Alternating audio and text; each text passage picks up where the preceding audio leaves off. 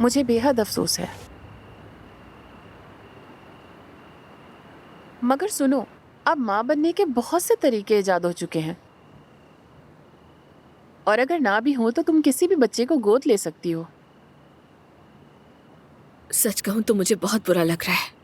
अगर आज ईशा जिंदा होती तो शायद मैं यूं महसूस न करती। हाँ, तो आप लोग यहाँ हैं?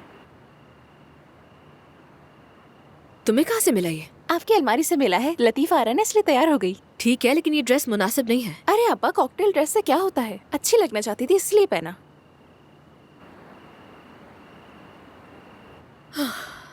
मगर वो अभी भी टीनेजर है, मंगनी के लिए छोटी है। तुम ये बात अम्मी से जरूर करना। ये शादी बगैर किसी तमाशे और आराम से हो जाए, बस इतना ही चाहती हूँ मैं।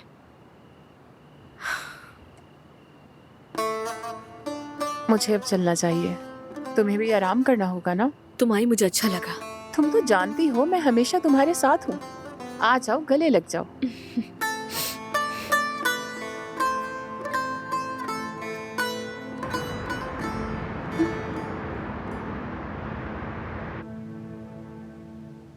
मैं तो बिल्कुल पागल हो जाऊंगी। क्या हमें यह हक भी नहीं कि हम खानदान के तौर पर कोई फैसला करें और अपने फैसले पर कायम रहें?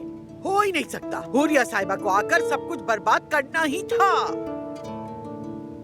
देखिए दादी जान, आप मुझे बड़ी मुश्किल में डाल रही हैं। वो मेरी बीवी की माँ है, हम क्या कर सकते हैं? हालात के साथ चलना होगा।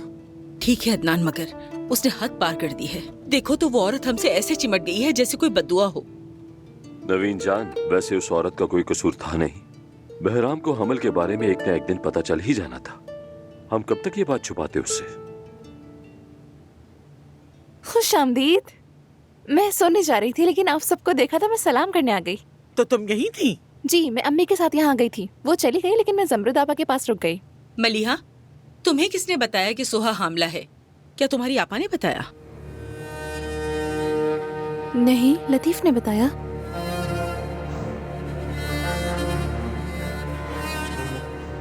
जबरदस्त। अभी तो शादी भी नहीं हुई और तुम इसे हर बात बताने लगे हो। अम्मी, आप किसी बच्चे से बात नहीं कर रही। क्या हुआ बेटा? मंगनी हो गई तो मर्द बन गए हो? अचानक बड़े हो गए? नवीन जान, अब बस भी करो। क्यों? क्या हुआ? क्या नहीं हुआ? तुम्हारी अम्मी रेस्टोरेंट में तूफान की तरह घुस आई और सबके सामने ऐलान कर दिया। मेरी अम्मी रेस्टोरेंट आई थी? वो मौका छूटती है?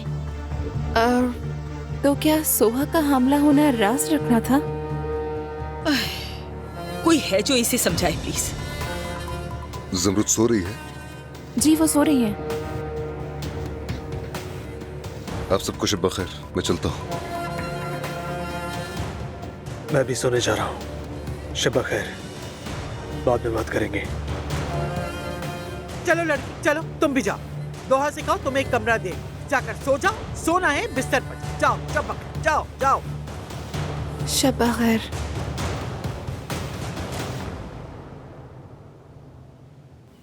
अच्छा, शब बखैर बेटी। शब बखैर। बाबा,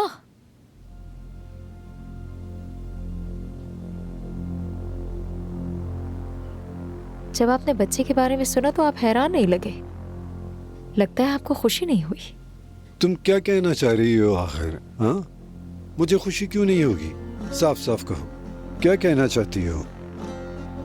मुझे ऐसा क्यों लग रहा है कि आपको सब कुछ पहले ही पता था। जब मैं हामला हुई थी तो आपने पूरे गांव में मिठाइयाँ बांटी थी, और जब पैदाइश हुई उसकी तो आपने बहुत बड़ा जश्न मनाया था, लोगों में तोहफे भी बांटे थे। अब हामिद का एक और बच्चा आने वाला है, मगर आप... फातिह मेरा पहला पोता है, फिक्र मत करो, कोई भी उसकी जगह नहीं ले सकता। और वैसे भी मुझे खुशी हुई थी, ये बहुत अच्छी खबर है। अगर तुम यही जानना चाहती हो तो हाँ।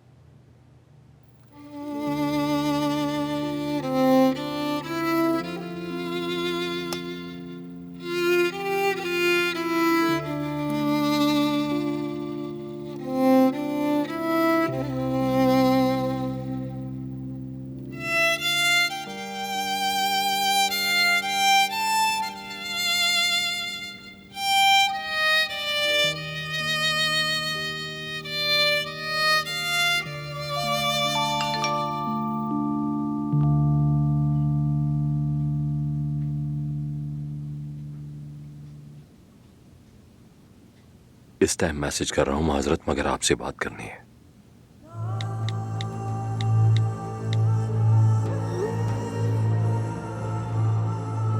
कहिए।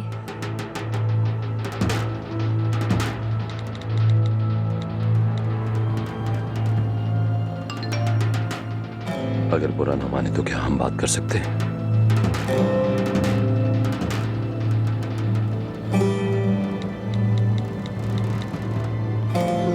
मैं फोन कर रही हूँ।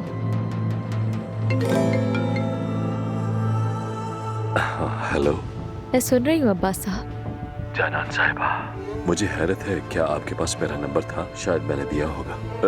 जो कुछ हुआ उस पर मुझे वाकई बहुत ही अफसोस है।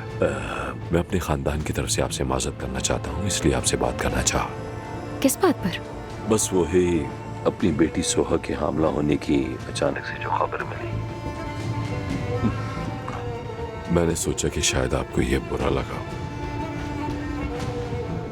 बुरा लगने की कोई वजह नहीं अब्बास साहब, और ना ही उदास होने की। मैंने आपको बताया था मैं अपनी एक नई जिंदगी शुरू कर रही हूँ। जी जानता हूँ। यानी आपकी इस नई जिंदगी में मेरे लिए भी कोई जगह हो सकती है?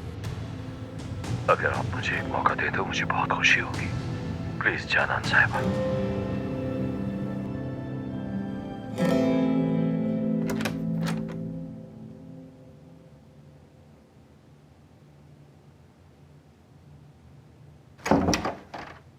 मलिहा? तुम अभी तक जाग रहे हो? नहीं, मगर आंखें बंद हो रही हैं। असल में मैं किसी बहाने से तुम्हारे पास नहीं आई हूँ। मैं बहुत शर्मिंदा हूँ। मैं माजरत चाहती हूँ। मैं जानती थी कि सोहा की हमला होने वाली बात राज रखनी थी, लेकिन क्या करूँ, हम बहुत खुश थे, इसीलिए ऐसी गलती हो गई। ठीक है, कोई बात नहीं। वैसे भी इसमें मेरी भी गलती है। तो तुम नाराज तो नहीं हो ना मुझसे? नहीं हूँ। तुम्हें नींद नहीं आ रही? नहीं। मुझे भी।